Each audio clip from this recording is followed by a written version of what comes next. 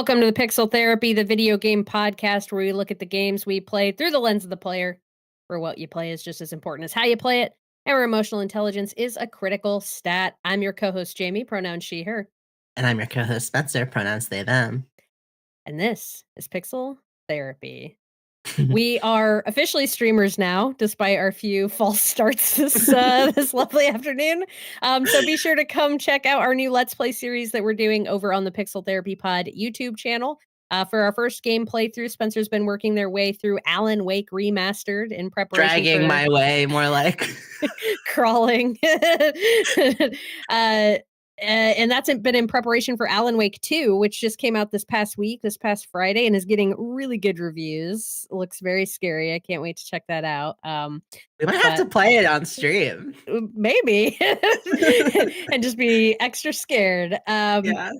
But if you are not in the loop on what's going on with our streaming, we have settled into a bit of a schedule here where we are doing Tuesdays and Thursdays at 8 p.m. ET. We'll try to keep people posted when we need to skip a stream or two, but our next two streams are scheduled for this coming Tuesday, October 31st, Halloween stream at 8 p.m. ET, and Thursday, November 2nd, also at 8 p.m. ET. So if you haven't had a chance to come check us out yet and watch us play Alan Wake, please do so. We'd love to have you on the stream and have you in the YouTube chats and chatting it up. So yeah, you can go over there. You can subscribe to us on YouTube and click that bell to ensure you get the notifications when we go live. Moving on next to our Patreon shout outs. That is our special thank you to everyone who subscribed at our Patreon name in the credits tier for the month of September. And that means we have a very big thank you to give to Genevieve, Lindsay, Pimhatai, See Thee Mess, Ava, Sammy, and Alexis. Thank you all so much for your support over on Patreon. Remember, if you want to get your name in the credits, you can hop on over to patreon.com/pixeltherapypod, where you can subscribe for as little as $2 a month and get access to a monthly bonus episode that's exclusive to Patreon, plus the entire backlog of bonus episodes that stretch all the way back to November of 2020. That is a lot of content, folks. In our Patreon bonus episode that we did for October, we talked about Spencer's time so far with Alan Wake, as well as what I thought of my time with Cyberpunk 2077's. Why did that number come out so weird? 2077's. That's right? Why does it feel mouthful? Like Cyberpunk 2077's Phantom Liberty expansion? I don't know why I wasn't able to say that like a human, but there you have it. So if discussions about either of those games sound like something you want to hear us talk about, or if you're just looking for a little more pixel therapy in your life, and who wouldn't be, check out the Patreon and get access to over 3 years worth. Over 3 years worth. Somehow. I don't know how we've been doing this for 3 years. I'll be honest. Of monthly bonus episodes. Holy cow. If you already subscribed to us on Patreon, or if you're looking for a way to show your support for free, please consider rating and reviewing us on Apple Podcasts, because every review there does really matter for small podcasts like us. And know, of course, that no matter how you choose to engage with us, we appreciate you being here all the same. All right, it's time to get cozy. Pull up an armchair. Feel free to lie down on the couch, and let's talk about our feelings. Spencer, how are you doing today? What is up? Well, I mean, it has to be said. It's on theme for today. Speaking of pirates, we just experienced collectively, all of us together. We'd experienced the season 2 finale of Our Flag Means Death. We sure did. We're not going to spoil anything, but I do want to spoilers. mention that I mean, there's been a lot of drama with the whole HBO acquisition. Lots of shows are getting canceled. There is a group of fans who have put together this campaign. It's called Renew as a Crew, with the goal of getting season 3 of Our Flag Means Death. It's a show chronicling the queer found family and queer love in many forms between this crew of misfits and our two main characters, Edward Teach and Stede Bonnet, played by Rhys Darby and Taika Waititi. It's such a great show. I'd love to see the creator, David Jenkins, intended for 3 seasons. I absolutely would love to see the conclusion. This show has been just, I mean, there's just something endlessly enthralling about a flamboyant, like, over the top, service top, and goth GF power bottom that, like, I can't get enough of. So I think we can all agree that there's Uh, plenty more yeah. story to be sewed from that dynamic. Mhm. But no, I mean, and just around the joy, the unequivocal openness, and the kind of queer story that doesn't center on pain and suffering. Like, we absolutely need more of that in the world, especially now. Highly recommend checking it out if you haven't already. But it's just hilariously funny, and absolutely turns on its head the kind of tropes and historical ways queer stories have been told on screen, and two, just from a standpoint of really showing the spectrum of queer love, whether it's platonic, whether it's polyamorous, whether it's neurodivergent. Like, there's just so much that it gives and makes space for. And I personally feel like mainstream television needs more of that. So that's my plug. Check out Our Flag Means Death. And all of that while still being like, I mean, it's got great action scenes. Oh It's fun and yeah. adventurous. It's Yeah. incredibly hilarious. Like the Yeah. cast is spot on, and I'm constantly laughing with every episode. And then Totally. turning around and crying a second later. Yeah. It's the show has layers, Levels. levels and Yes. layers. Levels and layers. Oh Uh-huh. my god. And the fan art and fan fiction community is giving. So, there's that. Absolutely. It single-handedly got me back on Tumblr for all of the reasons. So that's how I am. I think that's all that exists in my brain currently. How are you? I'm okay. I'm okay. Speaking of historical queer stories, Mm. I spent my the past couple of weeks reading a book that you Oh had my gosh, recommended to me, yes. which is called Fingersmith. Mhm, mhm. That was written in 2002 by Sarah Waters, which is ostensibly a historic crime novel. That's how they they describe it, set Mhm. in Victorian era Britain, but actually, like, is a pretty queer book for Oh, folks yeah. who are interested in queer love stories. And I read that book is actually the basis for the movie The Handmaiden, which Mhm, I mhm. has been recommended to me many times over the years. That's a 2016 South Korean psychological thriller film directed by Park Chan-wook. So Um, good. very good. So I actually watched that last night. So I read the book the last couple of weeks and then decided to finally dive in and watch the film. I was not prepared for how explicit those sex scenes in The Handmaiden were Oh, going to yeah. be. Like, nothing prepared me for that. So at one point, I'm sitting there watching it, and my partner is just sitting next to me on the couch playing video games, and he just looks over at the TV. It's like, and so I just awkwardly was like, "Yeah, that's pretty graphic." But it's a great fucking movie and a really good book. I think people should Mhm, check these things out. What I really appreciated as someone who literally just finished the book. So I get both of these stories are, yeah, I want to be careful not to spoil anything. They mhm. are crime they're historical crime dramas. That is essentially what they are. About a young woman who is sent to be a handmaiden for a wealthy, the woman is not currently wealthy. She is going to be. She lives with her wealthy uncle. And Mm, then once she's married, she will be wealthy.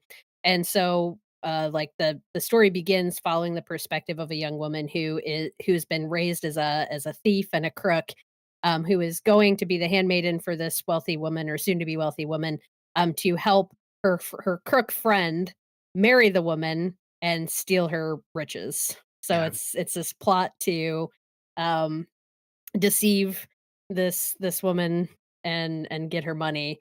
Um, Mhm. but I mean, I think it what ends up happening that I think the both the film and book wear on their sleeve pretty quickly is that the 2 women end up falling in love, and then Mhm. where that takes them. Yes. And it's very twisty-turvy, like, really keeps you on your toes, and I really appreciated as someone who had just read the book, I thought going into the film I was really gonna know, like, where all the beats were, but the film actually departs from the book in some really interesting ways, that I thought Mm. was super cool. So, I definitely Mhm. recommend people check both of those things out. The book is a little, mm, too long. I don't know, the book Mm. drags at Yeah, isn't some it like parts. 500 pages or something like that? Yeah, it's pretty long. It's mostly really good, but because of the way the story is structured, there's some parts of it that kind of like retread things, Mm. is how I'll put it. And it takes a long time to do that. Yeah. But yeah, the book is nowhere near as graphic as the film, so that definitely came as a surprise, but the film is incredibly well made, and I Mhm. think definitely the film being described as a psychological thriller, I don't know if I'd quite go that far that it's a thriller, but it definitely ups the, like, psychological ante from the book and what the book presents, and Yeah, obviously yeah, they're in very distinct settings, different time periods, but really fucking yeah, cool. I recommend people yeah. check those out if you haven't. Oh my gosh, I was just reflecting on, like, I must have read Fingersmith, like, 10 plus years ago at this point. Oh, I wow, yeah. honestly you reading it now makes me wanna crack it back open again. Mhm. Um, but, I mean, that book is, like, within the lesbian canon of literature and a storied place, like, I mean, great book, great cultural significance, Yeah. great cult following. Uh-huh. Just the whole, like, Victorian era-ness of it all, Yeah. very sapphic. Yeah. I just remember so Park Chan-wook, he also directed Oldboy, Yes. which is, one of those movies that you watch once and kinda never wanna watch again. But Yeah. definitely one of my, I guess, favorite movies, if you can call it that, but a movie that absolutely transformed the way I saw film and Mhm. also just opened up a whole appreciation of the kind of storytelling that you can do with film, Mhm. and it's just one of those movies that has never left my mind. I remember in 2016 being like, "Oh, yeah, there's this movie, The Handmaiden, coming out from the same director as Oldboy," and I watched the trailer, and I was like, "Wow, this is reminding me of something. Have I seen this before?" I look up the movie and see that it's a direct film adaptation of Fingersmith, Uh-huh. and the way I felt like my little gay heart was about to explode at the way my 2 worlds were colliding in this way, like, it was the film event of the year for me, That's and it was awesome. only significant to me because I don't know who else has the intersection of, like, high art Korean thrillers and Victorian, historical lesbian fiction, but my god, 2016 was a great year for that reason alone, and I terrible in every other way. Well, and now we know, I mean, those 2 things go together like peanut butter and jelly. Now we know, like, Absolutely. that's a great combo. Ah, man. So, yes, highly recommend both. Love that for you. Wish I could have experienced it alongside you for the first time, but very happy that it's happening for you. Yeah, yeah, it was really great, and I definitely recommend more people check those things out, and I think it was, like, I feel like you could totally just jump right in and watch the movie. I definitely, like, appreciated the experience of reading the book and then watching the movie that felt Mm, like a yeah, I don't know, it made some parts of the movie, like I said, more surprising because I was expecting things to go one way and mm, then they twisted it a bit.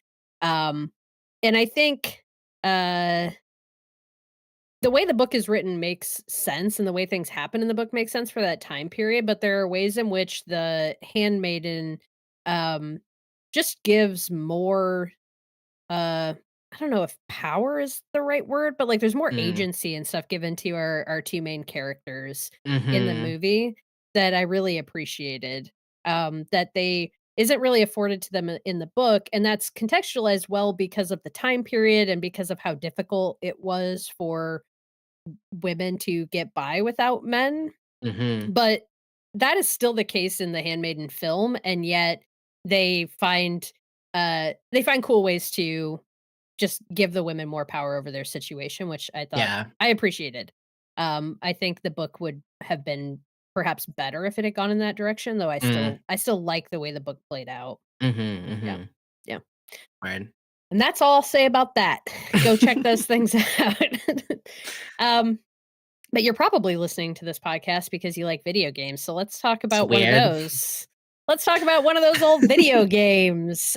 We have been playing a delightful little game called Saltsea Chronicles, which is a new story-driven adventure game released on October 12th on PC, PS5, and Nintendo Switch from the award-winning indie studio Die Gute Fabrik, who are the makers of Mutazione, which is a game that you and I, Spencer, played and discussed on the podcast all the way back in June 2021, Oh my if you god. can believe it. And we really like Mutazione, so we were very excited for Saltsea Chronicles when that got announced Mhm. and to have a chance to play that. The game's website describes it as centering around a misfit crew who must heist their impounded ship and mount a rescue of their kidnapped captain, guide the crew across islands of a post-flood world known as Saltsea, explore strange and wonderful communities, uncover a deep conspiracy, choose where to go and which crew members to investigate with, and chart a journey through twists and turns, difficulties, and delights. That is the setup of the game.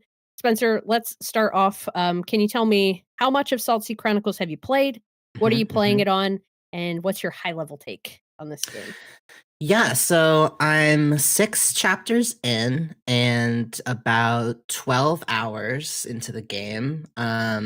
Definitely a lot meatier than I think I was, uh, anticipating off of the bat. Like, I think in direct comparison to Mitazione, it's, like, flowered and gone deeper in, like, almost every way, and which I'm sure we can speak on a bit later, but I'm playing it on the, Steam Deck, and I think, um, the style of the game, the way it is, like, I do wonder it seems very conducive to a point and click format, and so part of me wonders if it might be even more intuitive to play with a on a desktop, where you have total control of a mouse, 'cause there's a lot of that kind of investigative, like, point and click to learn more kinda games, but that being said, I'm very much enjoying it on the Steam Deck.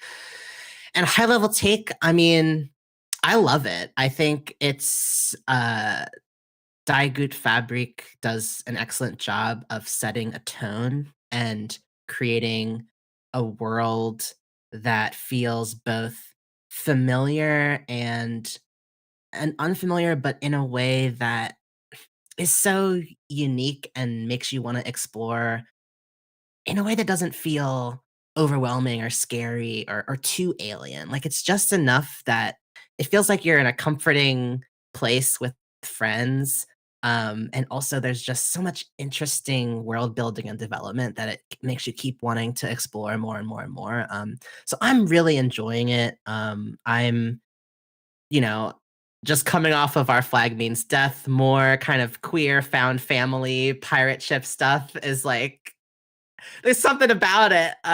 It's just it's very both from an escapism standpoint and from a imagining what our world could be, standpoint. It's a very enjoyable game, so I'm having a great time. How about you? Yeah, I agree with that. So I finished the game, and you're at chapter 6, that's about halfway, you're about the Okay, midpoint of the game. The game has 12 chapters. I played it on PS5, and ran super smoothly there, no issues at all. nice, Uh, nice. and yeah, my high level take is that I the very ending of the game, uh, felt a bit off to me, Hmm. which left kind of an odd taste in my mouth after finishing it. But as I've kind of sat with it, so I finished this, earlier this week, like, Tuesday, I think. I was kind of playing it, like, 1 episode at a time, like, a night over Mm, the 2 past couple of weeks. Um, but as I've sat with it over the last few days and kind of worked like, had some more distance from that ending, I really appreciate so much what this game does and is doing in terms of how it lays out its narrative, how it mhm, presents the characters, the world that it is putting in front of us to explore. I can't wait to talk about this in more depth with you, but I think, like, yeah, my initial reaction when I finished it was like, "Oh, I was really enjoying that," and then that ending kinda left me in a weird spot, and I mm-mm, think as I've had a little more time to process it, I've kind of come back around and I'm, like, really high on the game for what the bulk of it is, even if I still have a little quibble about the way it ends, Mm, if that makes sense. mhm. Um, I'm scared. don't be scared. I think, like, it really is a quibble. It's like, there's so much that I like about what they did with the tone of the ending and how they set it up. It's just literally, like, the very final moment of the game. Um, I don't wanna spoil anything. It sort of it tees up or suggests a possibility of a sequel game Oh. that felt very it felt out of left field to me a bit and Mhm, also unneeded and not like something a game of this ilk needed or should mm, have done. mm, So it was a weird like toss at something mm. and then an abrupt ending that was it just felt out of place to me Yeah. and not necessary, like, for what the story was. I feel like they could have left that off and not had this almost cliffhanger. There's almost like a cliffhanger vibe to the way the game ends that I Hmm. I don't think it needed. And maybe they intend to make a follow-up game, which would be cool. Like, I'd love to keep exploring the world with these characters, but also, like, the situation that the cliffhanger presents is not like a reason that I would wanna come back to the game. I would wanna come back to the game because of the characters and the world that they've set up and not this, like, narrative, like, "Oh," like, Mm. moment that they kinda give Yeah, us right at the very end, yeah. if that makes sense, because that's not the vibe of the game, like, throughout. I mean, you're pursuing your missing captain, there is mystery and intrigue to the game, but, like, Mhm, that's not really the hook of the game and not what keeps you moving from island to island, or at least it didn't with me. It's not what I think the beating heart of the game is, nor do I think it's what the game necessarily does best, so mm, I thought that was kind of a weird way to wrap that very final moment and kind of a weird taste to leave in hmm. player's mouth. But I don't think, don't be worried because I think until that point, like until the literal last minute of the game, it's excellent. So Damn, what happens in this minute? I it's gotta just go. you gotta get there. You gotta get there and find this last minute. So let's talk a bit about the actual gameplay of the game. Okay, And I'm gonna I'm gonna get on my soapbox a little bit here, great. Spencer. We love that. So this game is ultimately it's a point and click adventure game. It's a visual novel essentially.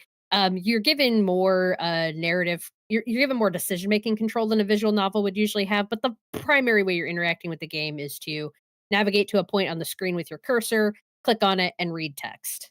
Mm. And then maybe you make some choices within the text that's presented.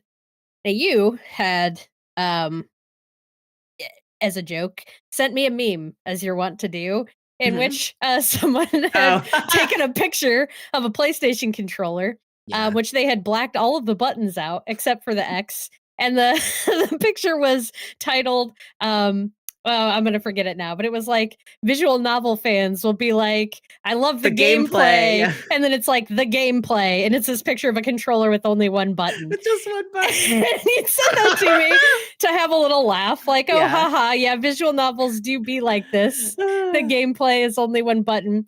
And what the soapbox that I wanna get on here is, like, Yeah. I can laugh at a fun internet joke along with anyone, but Yeah. people who say a visual novel has good gameplay are not talking about the game input mechanics, you Mhm, mhm, fucking goat. mhm. They are talking about the way the player interacts with the game because gameplay, I will say, is much more than the button input of a Truth, game. truth. That on its own is not gameplay. That is not gameplay. Mm, And I think purporting that the only way to play a game is for it to be a true game right. or to have engaging gameplay is to have mechanically complex button entries Mhm, mhm. is I don't know, ableist and really limiting in terms of Yes. what the scope of gameplay can be. So that was my Right, soapbox. And I right. just have to say that because we do play a good number of like point and click story adventure games, visual Yeah. novels. And I enjoy those a lot. I also enjoy more mechanically complex games. I'm playing Spider-Man 2 right now. That's a game that's much more mechanically complex. I can say that Saltsea Chronicles and Spider-Man 2 are both really fucking good games and both have really interesting gameplay, even though Yeah. I'm talking about completely different things in those buckets. So anyway, I just Yeah, had to get on my soapbox a little bit there. cut to me pausing God of War every 10 minutes to study the controls page and make sure I'm hitting the right chains of combos. Like, absolutely, there's space for that in the gaming community. And if you're someone who thrives under that kind of duress, then I applaud you. Yeah, But, and if like that's even what you prefer, that's okay. This is not me right! coming at anybody for their gaming preferences, Love that but for I you. think trying to suggest that visual novels or that games in this, category don't have gameplay because it's the button entry is Mhm, limited mhm. is false. Sorry, I cut you Absolutely. off. No, no, yes, very that. And I think for me, something that I really enjoyed about this game was just the way that it, you know, I found it to be incredibly rich and involved and creative in the way it was even approaching this genre of a visual novel. Like, not that there's anything wrong with visual novels that are incredibly straightforward, like clicking through to progress text. Like, the way that games are continuously pushing what that looks like and what that single button press can do within a world and a scene is just continually blowing my mind. It's like such a simple approach that has endless ways of unfolding, and you can never convince me that that's not just as creative and intelligent gameplay as something much more, complex as your Spider-Mans or God of Wars out there. So, Mhm. just agreeing wholeheartedly. Thank you. Thank you for supporting me, in this moment. So anyway, that is the primary way that you interact with the game. And what you'll be doing with that press of the X button is exploring points of interest across the landscape or on your ship. And these might be scenic elements. So there will be like a little eyeball icon when you navigate to that point, and that'll indicate that it's something where it's just going to describe something about the scene that you're sitting in, because the imagery of the game is pretty static, almost storybook, is how I've seen it Yeah. described, and I would agree with that. They kind of carry forward a very similar art style that was used in Mutazione, where the everything kind of looks like it was maybe cut out of uh, construction Paper? paper, Yeah. yeah, and layered onto itself to create the images, and characters can look varying degrees of quote unquote human, like people come in a lot of different colors that are not necessarily specific skin colors that we see, blues and greens and things like that, Mhm. and noses can be a variety of different shapes. It's almost a little Picasso-esque in the way some Someone's whole characters face might be a nose. yeah, someone's whole face might be a nose, right? So it's all very impressionist in terms of the Yeah. way characters are presented, but it suggests a great like diversity of people and cultures by with through a very like still simple and very colorful art style. Mm. Um, so you're not moving through the scene in terms of motion. You're presented with a pretty static image that could be your ship or a specific landscape. And then there's different points of interest identified across that landscape that you then navigate the cursor to and click on. And so if it's something that's visual about the scene, you'll just get a little pop-up of text that describes like, "Oh, there's this bird sitting here and it does this." Or, there's a piece of art hanging on the wall and this is what it looks like, that kind of stuff Mm. to color in the world. And then there's other interaction points that will initiate a dialogue. Maybe that's a dialogue between you always enter locations with at least two crew members, and part of the gameplay is deciding which crew member you're going to bring with you, and deciding where to go. So at the end of each chapter, the crew decides where they're going to go next. And at the beginning of the chapter, um, when you've reached that location, you decide there will be at least one crew member on the ship who says, I definitely need to go on the island because of this reason. And then you'll get to pick which other crew member will go with you. And usually that choice is down to between two to three other characters on the ship, kind of depending Mhm, mhm. on who's there. So when you get to those kind of like dialogue points of interest, that might be a conversation between the crew members that are exploring the island, or it might be a conversation between the crew members and a local who lives on the island. Um, so that's how you're engaging with the game itself. You can also, there's opportunities to play a card game, like a game within a game Oh my gosh, that yes. exists, which is called Spoils. And the developer actually shared that part of the reason, so Die Gute Fabrik, they're really good about like blogging and like putting stuff out there about how and why they made the game. And there was a blog piece that they did that was with specifically the developer who created Spoils. And they were talking about the main reason that they wanted to put Spoils in the game, or to have like a game within a game element, was specifically to give players a break from reading text and work their brain in a different way, which I thought was really interesting because I wanna ask you what you thought of spoils here in a second, but, like, for Yeah. me, even though I didn't sometimes spoils annoyed me because sometimes I felt like it Yeah, was it was rigged so that you could only lose, and I think, in fact, yeah. there are some moments where it is rigged against you. It's a kind of trick-based card game, and you can actually play it with a normal deck of cards, Reminded me a lot of euchre. If folks have ever Hmm. played euchre, that's like a Mm-mm. huge thing in the Midwest. Everybody Oh, plays cool. euchre. Aw. Uh, but like the scoring system is different than euchre, but the like a lot of the rest of it is very similar to euchre. But basically it's a card game you play with a partner against two other people who are also on a team. And it does give you that break, and sometimes I felt like that break was really helpful to get me to keep wanting to go because depending on the mood you're in or if you've had a long day, sometimes playing a visual novel feels like Mhm. a bit more work. I mean, I don't know, games are interactive. Alright, let's And so go. Yeah. and all the reading and like it really just Yeah. depends on what you're doing. And so spoils does feel like a good helpful break from that and can kind of it would kind of get me back into it. If I was getting like sleepy, like, oh, I'm reading Yeah. and now I'm in a nap mood, I need to play something that's more active. Doing a game of spoils would get me back in the mood and I would be able to keep going. What was your what did Yeah. you think of spoils? Similarly, I mean, for me, at first, I was deeply intimidated because I feel like I'm not very good at card games, and it also takes like, I'm the person who sits with a new game's instruction manual for, like, an hour and reads it cover to cover, and then tries to explain it to someone else for me to learn. Yeah. So when they were like, "Alright, time to learn this card game," I was like, "Oh, no." But, I appreciated the way that they onboarded, uh the player to the game. It was very, like, progressive in terms of it took a couple games for them to introduce all of the rules fully, and so by the time I got to my 3rd round of the game, I really felt like I was grasping it and able to start having fun with it. So, like, from a mechanical standpoint, I thought that the developers did an excellent job of introducing and explaining the game without it feeling tedious. Mhm. Um, I now look forward to opportunities to play it, like, I almost feel like, I wanna play it IRL, and honestly Which I feel like you easily could.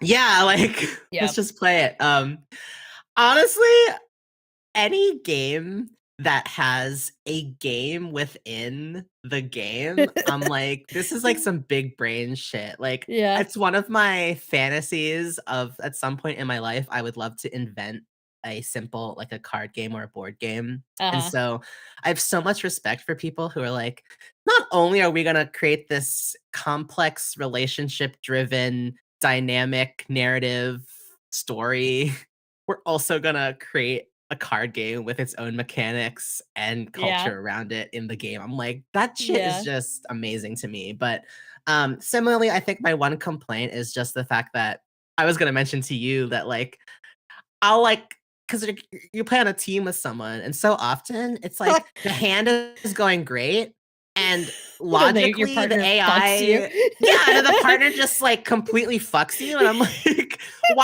why would any person play that card unless you're trying to sabotage us right now? Yeah, So yeah. after a certain point, it felt like I was almost battling my own teammate to try to win, and it Mhm. made me sort of doubt, like, is this like a weird AI thing, or is it literally set up to for me to fail? Which kind of took some of the wind out of my sails, so to Mm. speak. um, but overall, so I appreciate that context you added around why it was included because I absolutely believe and agree that it adds a nice way of breaking up uh, the narrative a bit and giving something different to Yeah. do. I'm into Yeah, it. I similarly would get annoyed at my partner sometimes, and it's when you're playing a partner again, like I have experience playing euchre in real life, it can Mhm. sometimes feel like your partner is fucking you because Mm, but the way those games are set up, you're put in scenarios where you may have to play you may be forced to play a card that is not mm, the best card to play that you don't want to play because you're tied to having to play a specific suit each hand. yeah, And if the only card you have of that suit fucks you over, you still have to play it. yeah, When you're playing with an AI companion, you're not seeing their face as they're like, "Oh, I'm sorry." Like, yeah. they just throw it out there and they're like, "Doo-doo-doo." I It's was rooting for you. We were all rooting for you.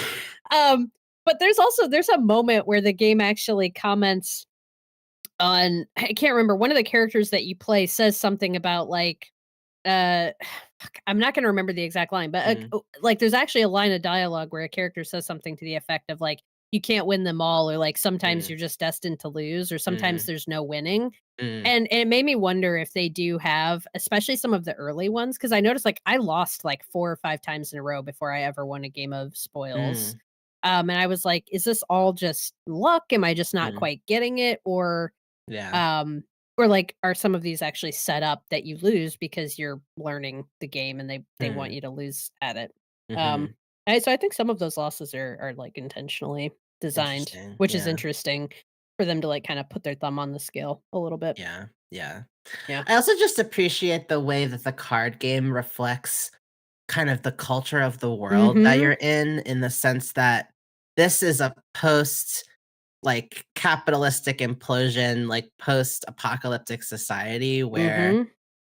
money was the root of all evil. And even in this card game, it's like set up in a way where if you are winning by too much of a margin, you can actually end up having too many points, and then all of those points go to the opponent, and you actually get 0 points for the round. There's Yeah. this concept of hoarding, of like, do you really need that much to be successful, or is it edging out of sportsmanlike conduct to be Mhm. winning by that much of a margin? Yep. And this concept of getting greedy, even in a competitive context, is like fascinating to me.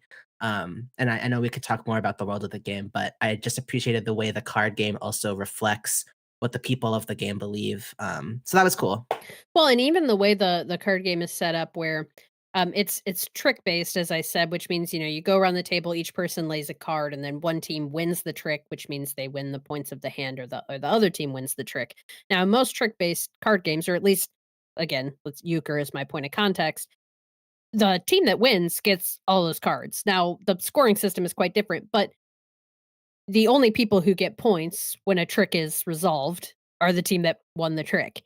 In spoils, when the trick is finished, the team that loses gets the card that won the trick.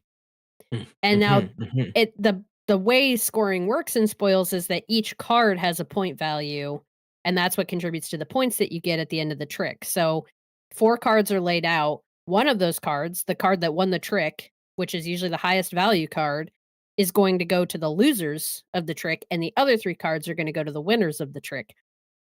A lot of the higher level cards are worth fewer points, but like a jack, like a king and queen are worth 0 points, and that's usually how you'll win a trick, but a jack is worth 11. If you win a trick with a jack, your opponent gets 11 points.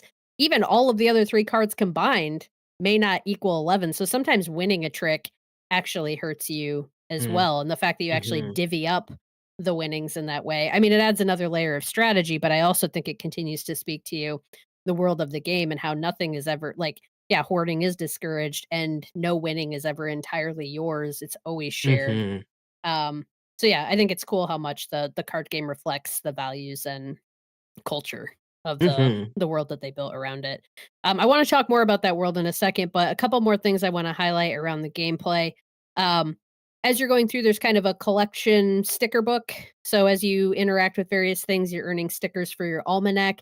That really seems like it's mostly just a sort of tracking thing to get Yeah. rewarded for kind of seeing and interacting with everything that exists in the game. But it's still cool to flip through the stickers and Mhm. it's aesthetically looks cool. You're not, like, placing the stickers or anything like that, like other games we've played, like Season, where you're, like, building a Right. journal. It's all kinda preset, but still earning them I thought was fun and trying to find all of the different things. Yeah, it felt Um good to open my scrapbook periodically and watch all the stickers fill up. Yeah. Oh god, that felt good. Yeah. It's got an incredibly smart save system that really supports replayability. So, as I said, some of the most crucial decisions that you'll kind of make in the game are which island to go to next. Because in the world of Saltsea, the whole world is flooded, and you're kind of traveling between different islands on your boat. Water World, anyone? This is a much less Just like violent. Waterworld, yeah. Yeah, this is a much less. Have you ever seen that We're movie? aging ourselves, but Yeah, yeah. okay. I was obsessed with that movie as a kid, but that movie is Yeah, fucked up. I should not have been watching that this. as a child. No. Anyway, so yeah, getting to choose which island you're going to next, and then getting to choose which crew members to bring with you on the island, are the kind of the biggest key decisions in the game really smartly, because those are some of the most impactful decisions that you can make. The decision of which island to go to next is at the end of the chapter before the team goes to that island.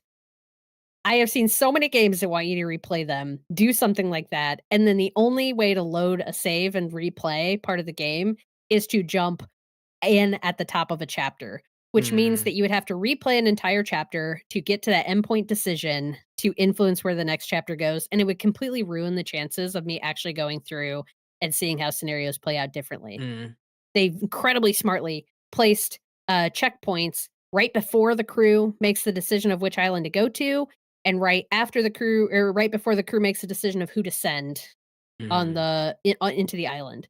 So you can actually very specifically target those key decision points to go back and replay from that key decision. And I, as someone who likes to get platinum trophies, I applaud them for this because I still think it's going to be a slog isn't maybe the right word, but it would take a while to get the platinum. I don't know if I'm going to do Mhm, it, but mhm. the fact that they put that kind of save system in there makes it Yeah, way more likely that I will, or yeah. even just that I'll go back and question some key decisions that I made to see how things play out differently, Mm, which I've already done, with kind of one of the big turning points in the game.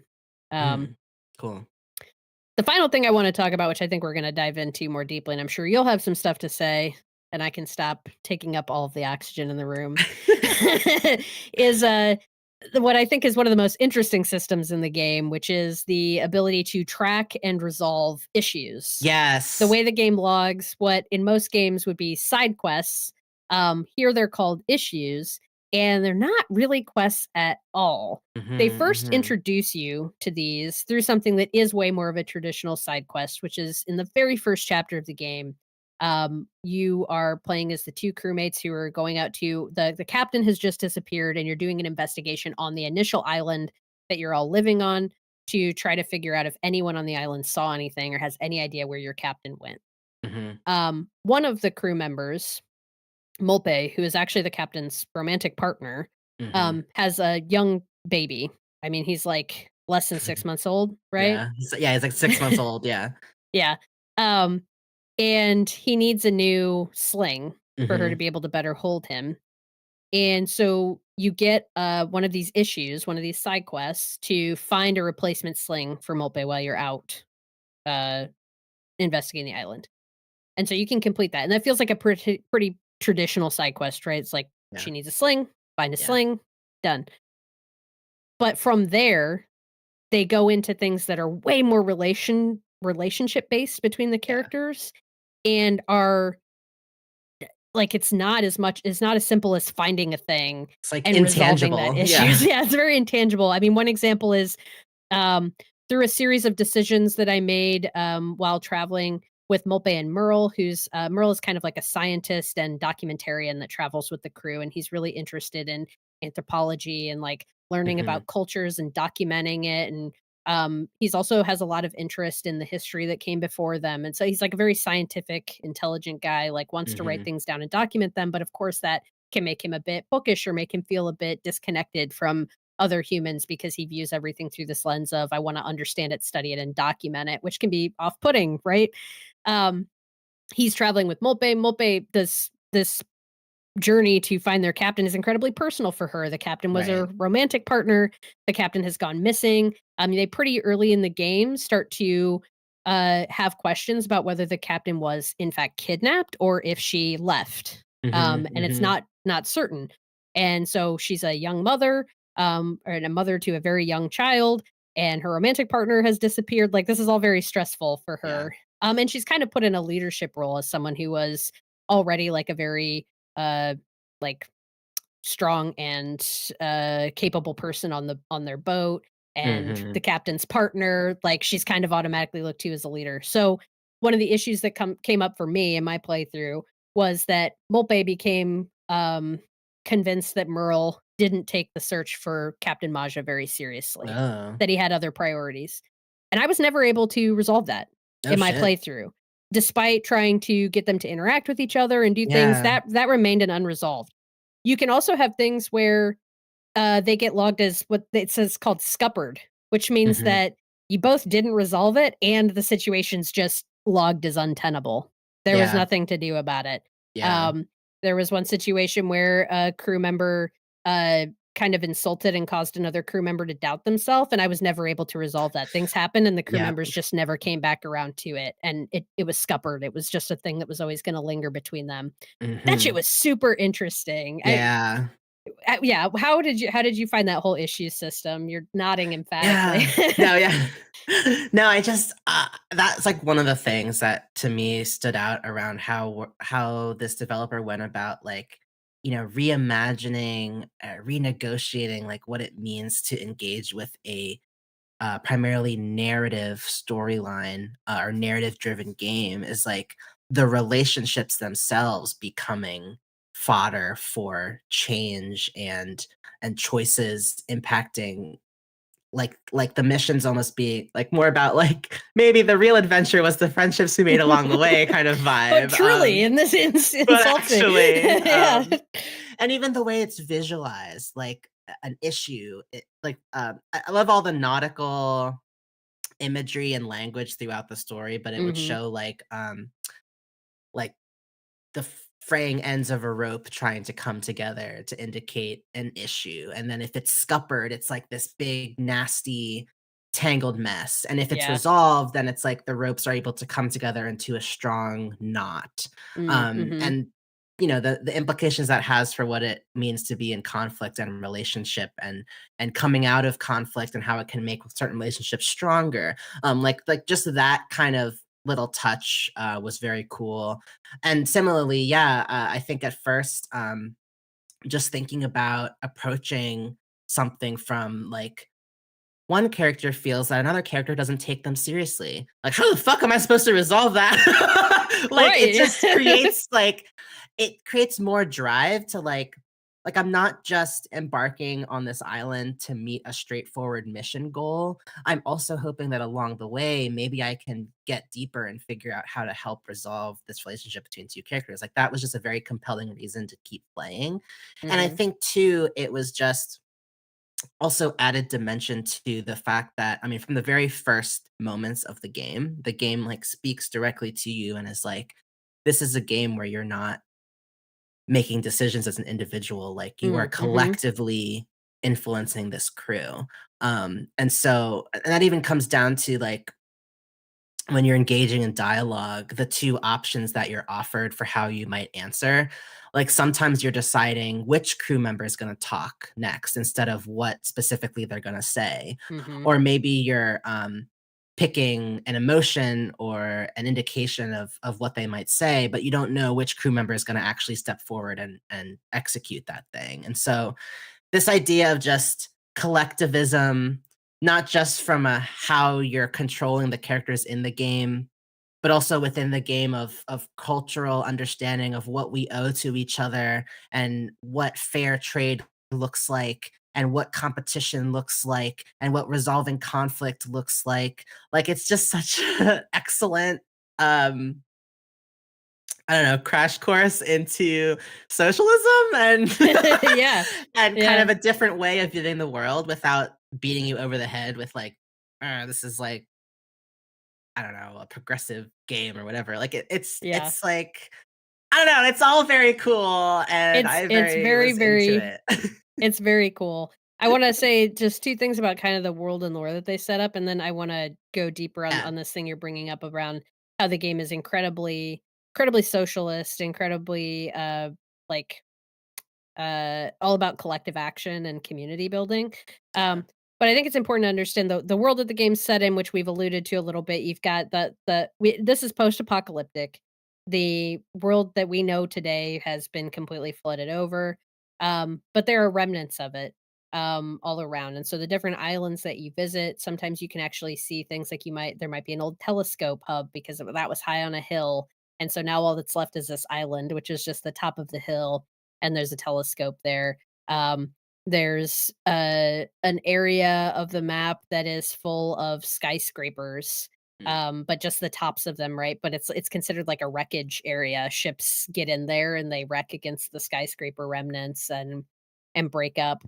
Um, and there's this whole story of the hoarders, of that being what brought down the previous society, was that people hoarded and took more than they needed and didn't leave enough for everyone else and built towers to the sky. And according to the lore, because at the very beginning of the game, you can choose to hear a story about the past or the future. And I chose the past. And so they kind of talked about it through this lens of like, the seas were jealous, or the seas Mm, grew angry at the hoarding and the desire to, like, build to mhm, the skies, and so they rose and flooded and washed all these people away. A little biblical in the way mhm, it's presented, but the game, while that being is like the past of it, it's way more focused on what happened. Like, if we could get that kind of fresh start, if humanity could get this, sort of lesson against the ills of capitalism. mhm. And, the hoarders, I think, is a pretty clear metaphor for where capitalism has brought us, and, like, this idea that the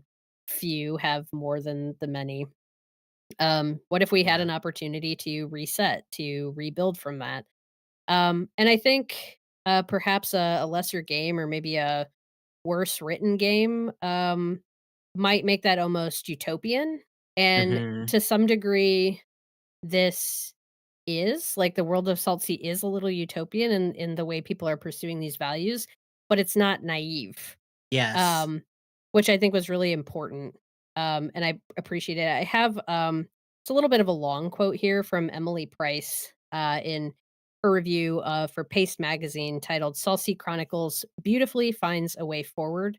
Emily gave the game a 9.7, I believe, like, really liked Yes. Saltsea.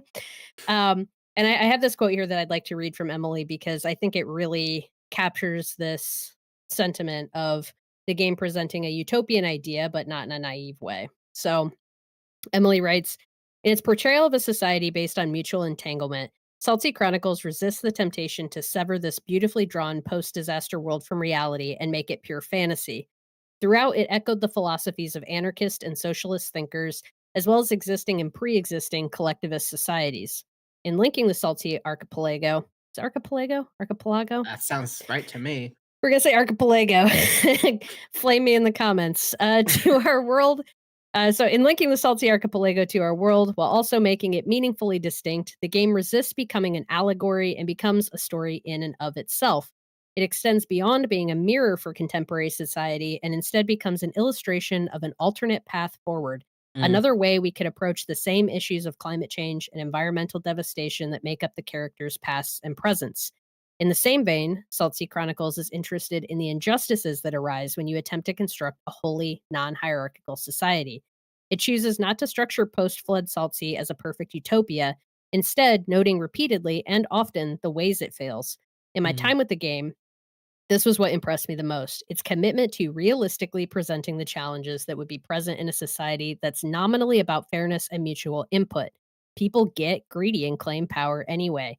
People leverage non hierarchy to be in control. And less maliciously, people are forced into a controlling role despite their wishes because of other people's expectations and desires. But treating something seriously is the first step towards saying it's possible. Treating the idea of a non hierarchical organization seriously here means investigating the ways it could be misused, and this means engaging with it more deeply. It also allows characters space to be wrong and to admit later that their minds have changed. This is part of what makes the characters feel so great. They aren't collections of traits, but individuals who are affected by the beliefs of others and learn from them. mm. So, yeah, I Yeah. mean, what really resonates with me there is the bit about realistically presenting the challenges that would be present in society that's nominally about fairness and input. It's committed to that. Like, these people are not perfect and they still have to navigate challenges. I feel like so much, as someone whose politics do lean more towards socialism and communism, like, one of the big, the uh devil's advocate arguments Mhm. is like, well, yeah, but like, some people are just going to be inherently like greedy or bad, or want to like hoard or like Yeah. claim power. And like, what do you do then if there's no one in charge to manage that? And I think this game really tries to engage with that in a realistic way about what that Mhm. might look like. And sometimes even going so far as to give you moments where people who are skeptics about, like, there's a couple different times where the game is showcasing like restorative justice and how a Mhm. society is engaging with that. But it also gives you an opportunity to talk to people who are skeptics about that and how they might feel about that, or how someone who is a victim of Yeah. someone's crimes, might feel about a community providing that person restorative justice and giving them an opportunity to redeem themselves. Like, and it holds all of that in the Yes. messy way that it needs to be held, without saying that we gotta throw the baby out with the bathwater and, like, Mhm. just get rid of this whole system because it's not worth doing. It says, "No, it will be hard, and it might be messy, but here's a way forward," and ultimately believes that this way forward is better than what we're fucking doing now. Mhm, Um, mhm. I don't Yeah. know, I found that message really powerful.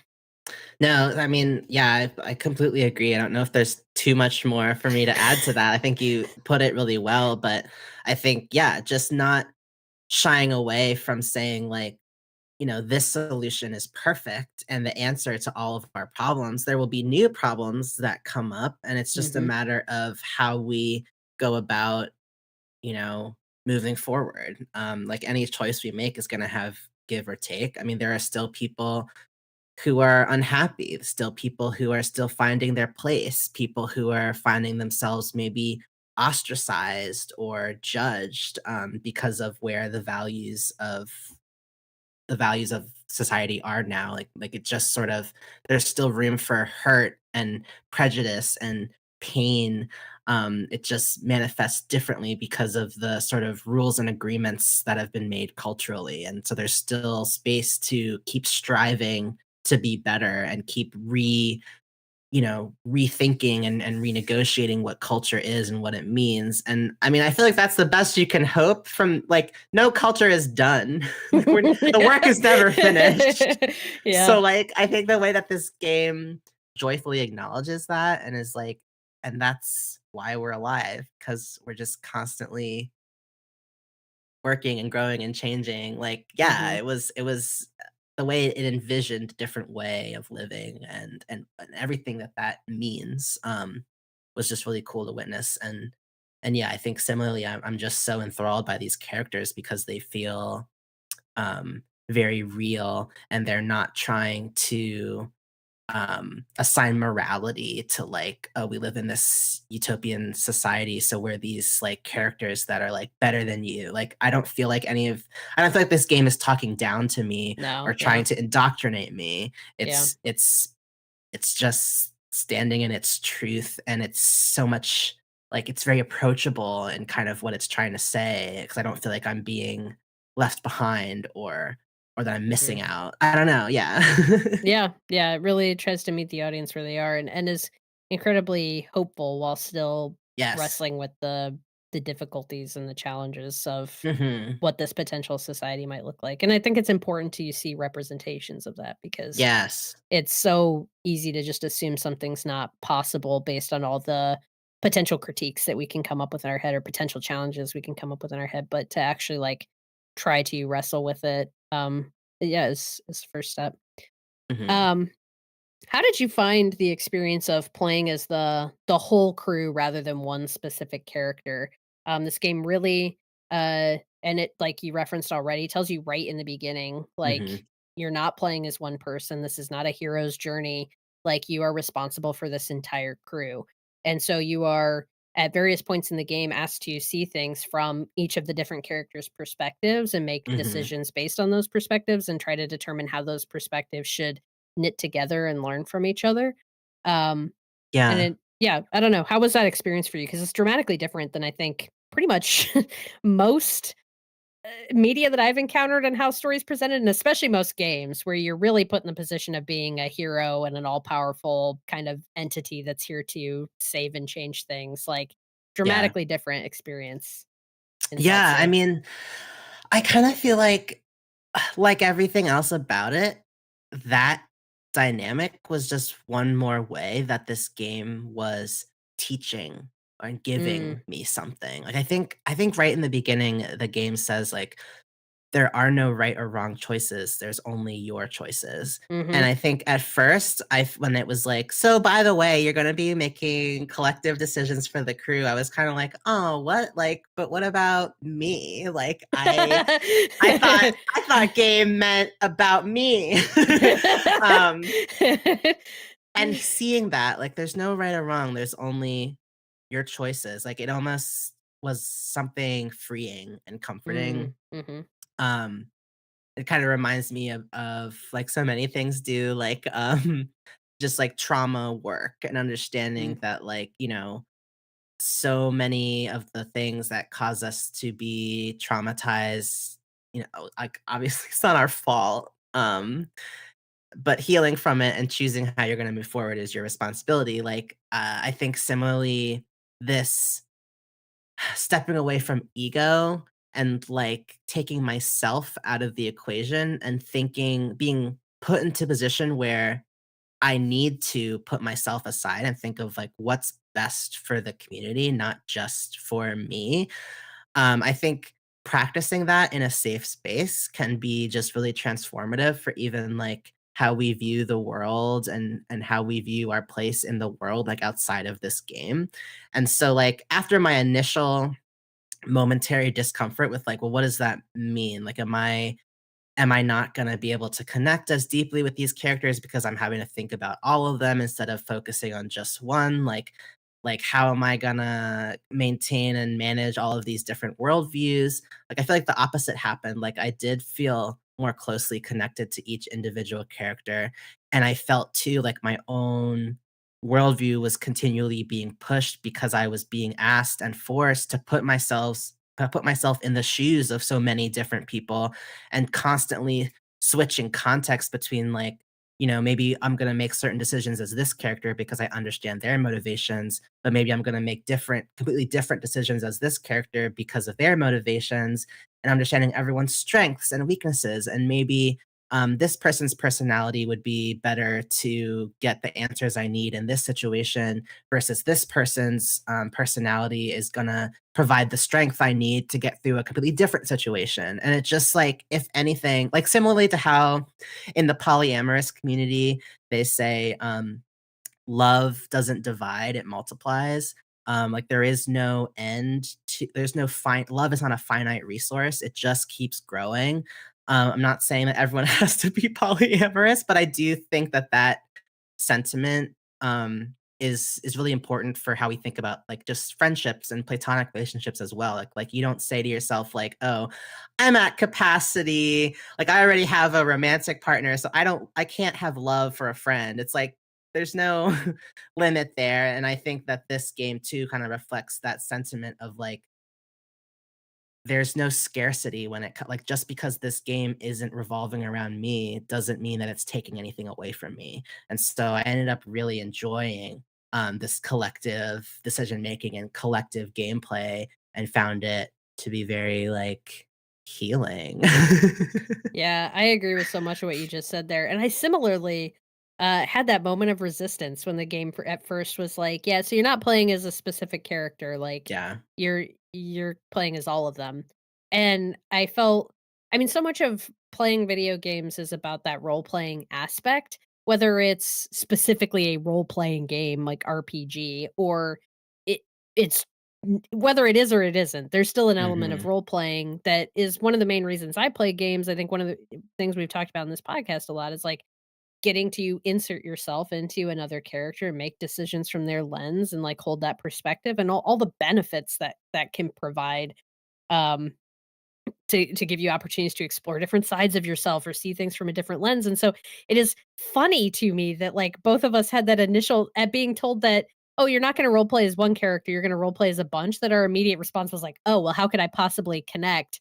Yeah. When it's actually, like, just taking the idea of role playing and, like, yeah, opening it up, like, giving you more, like, I am Hmm. role playing as all of these characters, I see the world through all of their lenses, and then I'm trying to figure out how they can learn from each other and make each Yeah. other better and resolve conflicts, like, you know, if this character is upset and feeling down, who's the right person to pair them with? That's in in some ways, it felt like it triggered my, manager brain, like the way I try to Yeah. connect my staff to projects that I think they're gonna be good at or gonna Hmm. engage them. Um, so yeah, it really just made it more and enhanced it. But it is funny how conditioned we are in the video game space, in the narrative space, to Yeah. be offered a one perspective, this one to one. Like I have one perspective, and therefore I can only see things from one perspective. And for this to just Mm. totally open that up and turn it on its head was so refreshing. And I don't think there's a lot of games that try to tell a story like that. I think this is Yeah. relatively unique. I wouldn't go so far as to say it's the only, but Mhm. I was impressed with that concept. Yeah, I feel like maybe Baldur's Gate 3, you could argue it sort of edges onto that, Mm, but I feel like by the fact that you are still playing as one character, like, you can control everyone in your party, and you do get to know each of them, but you are still grounded for the most part in your main character-ness. mhm, But I really do agree that this game takes it a step further, like, there is no you, representation of you in the game, mhm. even in the way it like, the perspective is always multiple characters on screen, multiple interactions playing out at once, and so, like, that physical absence of the representation of the individual player also contributes to this tone, and yeah, I can't think of many examples that come quite to this level that they're doing here. Yeah. How are you finding the game's it's episodic to the point where when you start a new chapter, it actually, like, shows the opening, like, Right, intro yeah. animation again, It's which you like can Alan skip, but Wake. yeah, like, how it is funny that we're playing these 2, very episodic games, in tandem with each other, dramatically different Yeah. worldviews. Um, but, yeah, I don't know. How have you found that episodic nature and the way the game is almost I guess, Mutazione, the developers Mhm. always said was a bit of, like, meant to be a soap opera. And Yeah. they're clearly, specifically, or especially Hannah Nicklin, the CEO, who is also, like, the lead writer and stuff. She has said that, like, she's very influenced by television writing, and writing is clearly super important to this. So yeah, I don't know. I feel like it was obviously a very deliberate choice to break things up into episodes and make them Mhm. feel like a bit of a TV show. How has Yeah. that experience been for you in these first 6 chapters?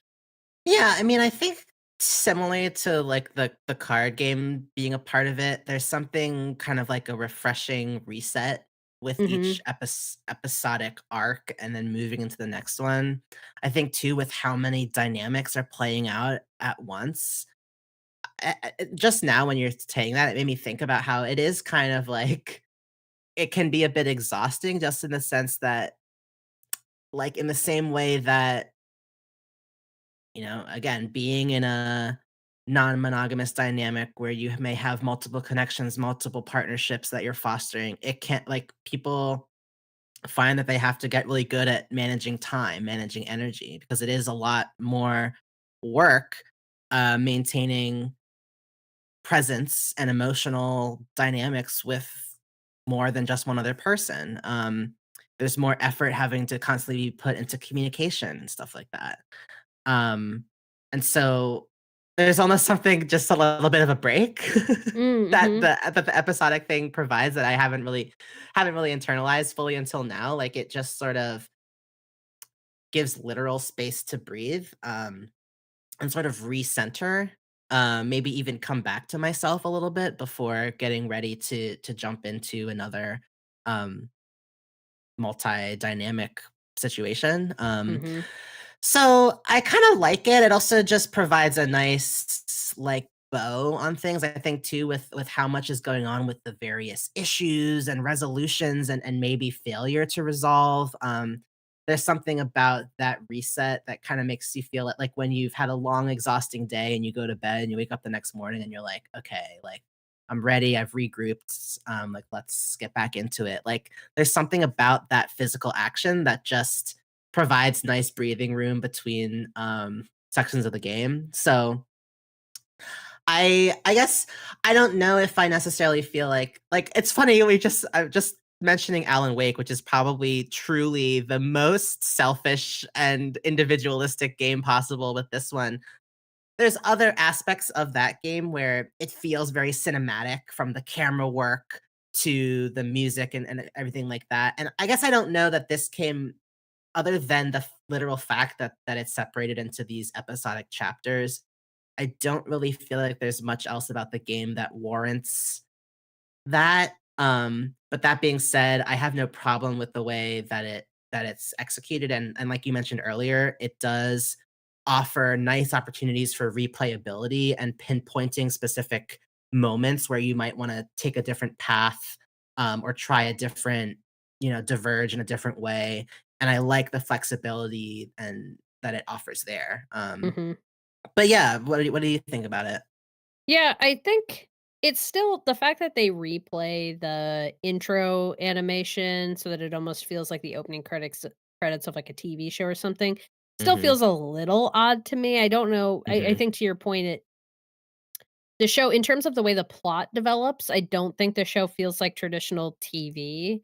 Yeah. Um, but I agree that I like the pause, the breath, the kind of, like, formulaic layout of knowing that I'm gonna work my way through this particular island, and Yeah. there's always something happening with the locals on the island too, like, this is not just about the crew going to the island and getting what they want and moving on. In fact, a huge theme of the game, is this idea of, like, visiting and engaging with cultures that are different than yours and respecting, like, land and cultural elements that you are not a part of and navigating how to come into a community like that with your own agenda while still trying to be respectful of the people who are there and living and Mhm. existing. And I think the game handles all of that, and like it just makes space for those conversations. There's specifically an island that I think it's like built on a volcano. I think it's very much meant to be a allegory or stand-in for Hawaii and the way people,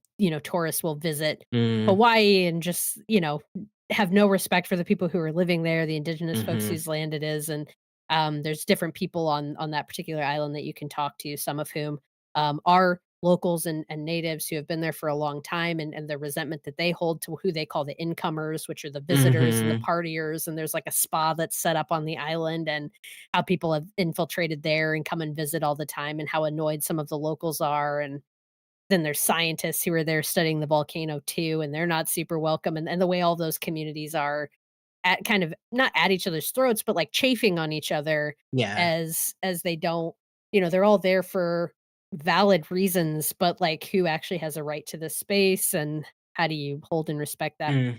So when you go to a specific island, you're navigating all of that, and whatever the situation is on that island, you're even though you're not, where some games you might come and be asked to resolve it, right? You might come to a space where there's a challenge or a problem, and you're expected to come in as the hero and fix everything.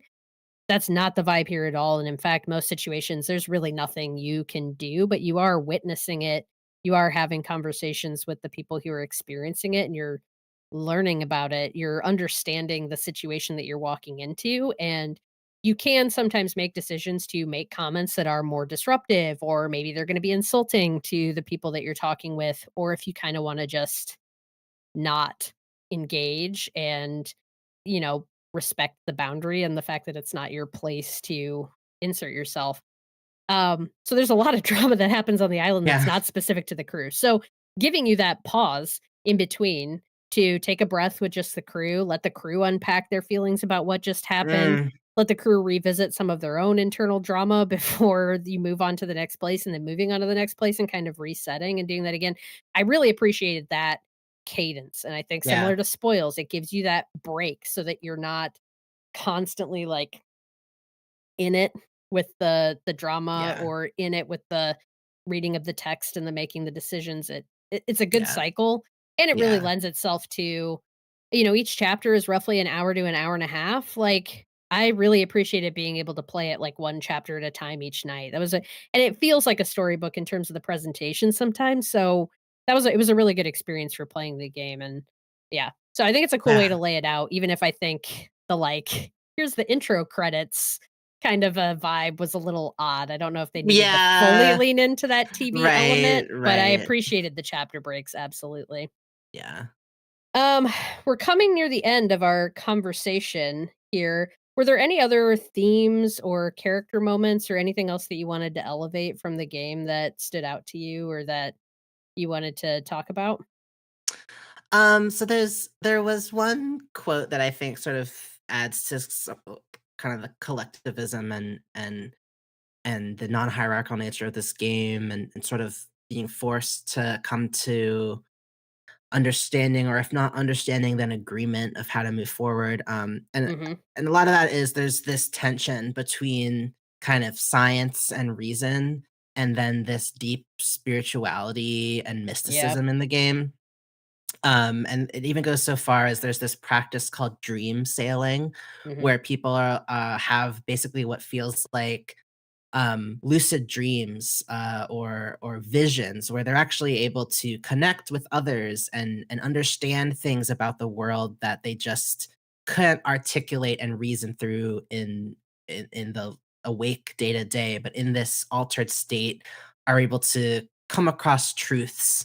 Anyone who's done mushrooms probably knows exactly what I'm talking about. But there are characters who are very serious about this dream stealing practice, going so far as to create spaces specifically for dream sailing. Maybe there are teas or incenses they burn, herbs they burn to kind of facilitate the passage from the physical plane into this altered state. Um, and so there are people that do this and take it very seriously and make meaning from it, and there are others who think it's totally farcical, has no basis in reality, um, and reject these things that can't be explained logically. Um, and so there's this conversation between two characters where one is talking about kind of the how fascinating it is that people are able to dream sail and kind of what that means. And there's another character who completely rejects it to the point of sort of as soon as someone brings up dream sailing, this character is like, "Oh my god, like, I don't want to hear it. I don't want to talk about it. Like it's nonsense. It's a joke." Um, and this character interrupts that kind of rejection and says, "Part of growing up is learning that other people are as real as we are. We cannot understand them, but we can offer them understanding." It's a very simple line, just learning that other people are as real as we are. But I think that's such a huge life lesson distilled into this one sentence, but I think is something that even in my own growth from thinking back to when I was 20 and my worldview to what I know now as a 30-year-old, it's like, yeah, literally internalizing that other people are just as real as I am. And that, like, there are convictions I hold so deeply that I know that no one can ever change my mind on. Of course, someone else is gonna have similar beliefs and understandings about the world, and it would be foolish of me to try to change their mind. Mhm. Now, of course, there are, like, fundamental things that I'm not like, not saying that, like, "Oh, it's okay, like, kumbaya, like, we To can be a all." bigot or Yeah, hateful or exactly, harmful or yeah. exactly. But I think when, you know, when being in community with others and about things that are less like I think you could go back and forth all day about the balance between science and spirituality and logic and mysticism. There are absolutely things in our lives that can't be explained. And I think this concept of, divorcing from the main character syndrome and understanding that like other people's very real feelings, like that our perspective defines our reality and the space that there really is to hold many contradicting things at once, because there are things that we just can't explain. I don't know. I just thought the game did a really good job of sort of, again, kind of introducing, kind of making you think about that kind of stuff as well. And I think too, there's the facet of like these two characters. The character sharing that was much older than the character who was rejecting this idea of spirituality. And so like I think it can be very difficult. I remember for and I'm not saying that I'm like old by any means, but like I remember just how difficult it was for me to accept anything from anyone, like, older than me as, like, a 19 to 20-year-old at that they there's nothing they can teach me, and I know that, like, You know it all. there's there's only getting older is the only way to cure that specific thing, like, I'm not Yeah. trying to sit here and saying, like, "So all you youngins out there listening, like, listen to an adult next time." Like, I know that that's, like, totally fruitless, so I'm not even trying to, like, get that across. But, it was just I don't know, again, it's just there's so much that this game has to offer, and I think meditating on that kind of thing as well of, like, almost too, like, the more experience you get, the less you realize you know. Um, was just one more aspect of the game that I found very enjoyable and sort of mind opening to experience. Yeah, absolutely. Um, we don't have time to go into it, but there is for folks who are interested, there's another blog piece that was written by Hannah Nicklin, the CEO of Die Gute Fabrik, that is posted on gamedeveloper.com called Deep Dive Designing a Narrative for Multiple Middles and Multiple Heroes in Saltsea Chronicles, where Hannah like talks about the specifically some of the influences that created this idea, but Mm, goes on to define it's not her concept, and she references where the person she pulled it from and stuff in the blog post, but this idea of sociological storytelling versus psychological storytelling, and how mm, so much of media is grounded in psychological storytelling, which really grounds it in that one perspective, and decisions are made from a very, like, personal place versus sociological storytelling, and how they apply that to their game is that as the player, you're actually not invited to inhabit, alter, and reveal the inner landscape of a single character and a world solely shaped by that character's morals, journey, and experiences. And instead, people who are experiencing the narrative are invited to shape the conditions through which the community of the crew navigates. In judging their journey down different paths, the player will discover how the individuals in the community change, how they relate to one another and to the world around them, and characters are shaped by the different iterations of their society and they shape it in turn with their actions. And so sociological storytelling is much more on showing the landscape and the conditions that influence the way a person behaves and perceives things, whereas psychological is much more internal and presents the individual as the person who is shaping the like morals and experience of the story and the world in a narrative and kind of like yeah the I don't know. It's a really different way to tell stories. mm. Um, it's even though it's I mean, it is used by other folks, but the fact that they just that breakdown of that, I just found it all super Yeah. interesting as someone who like really thoroughly enjoyed like media lit classes and stuff in Mhm. college. Yeah, I think if that's of interest to you, I think it's really cool that Hannah and the team puts that kind of stuff out there and talks about it and that they think about games in that way and they think about Yeah, storytelling in that way. So very definitely cool. recommend people go check it out. So, are you gonna finish Saltsea Oh, Chronicles? yeah. I gotta As go. Let's wrap this up. Amazing.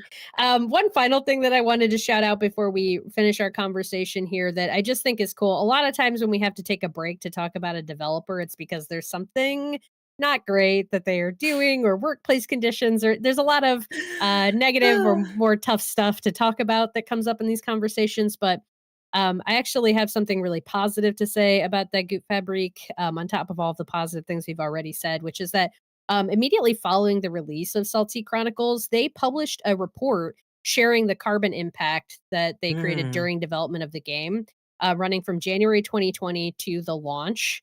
There's a great read on gamesindustry.biz written up by Sophie McAvoy called De Gute Fabrik and the Necessity to Tackle Climate in Action. And in that piece, Hannah Nicklin, again, the CEO, is specifically quoted as saying, I wanted to show studios of our scale, which I think I don't know exactly how many employees they have. It's like 20 or so, fully remote. They do a 4-day work week, which is just fucking awesome. yeah. um, but they Hannah wanted to show studios of our scale that this kind of data is likely data they already have. She says there's a bunch of work that's already been done on tracking climate emissions for different activities when it comes to a company setting. So in a way, the fact that we keep records of what we spend, who works with us when, for how long, and we know what country they're based in was already the raw data needed to track our emissions. So all it takes from there is the calculations. We'd been keeping the records already. So I think it's really cool that they did this, that they published this, that they're trying to make it. They think that that's information that players should have when they're buying a game, is what the carbon impact of the game was, and that they're trying to make it more accessible for especially smaller studios to be able to track and share that information. So I thought that was a really cool move. I just want to shout them out for that Mhm, that's before we wrap up awesome. this conversation. Yeah. Go play Saltsea Chronicles, folks. Really Mhm. special game. All right. Time is up for today's session of Pixel Therapy. Thank you for tuning in. And we hope that listening to our thoughts and feelings gave you some thoughts and feelings of your own. If you want more Pixel Therapy, come check us out at patreon.com/pixel therapy pod, where you can snag that monthly bonus episode for just $2 a month. Or now it's really cool. Patreon has the ability for you to actually sign up for free. And then you'll just get all of our public updates, which are specifically related to the podcast and our public streams. So if you're not interested in giving us the $2, you can still subscribe on Patreon and just get the public updates. And speaking of public streams, though, we will be live this coming week on both Tuesday and Thursday, October 31st and November 2nd at 8 p.m. Eastern Time. That's uh, that's right. We're streaming Alan Wake on Halloween. Yeah, I got that's tripped up right. on my own copy. Hoisted by my own petard. But Yeah. we are streaming on Halloween and it's gonna be scary. That's Or probably right. not. Probably not scary, but we'll be here. I'll just be screaming, it's Yeah, fine. come spend your Halloween with us instead of going to a party or seeing people in your life, please.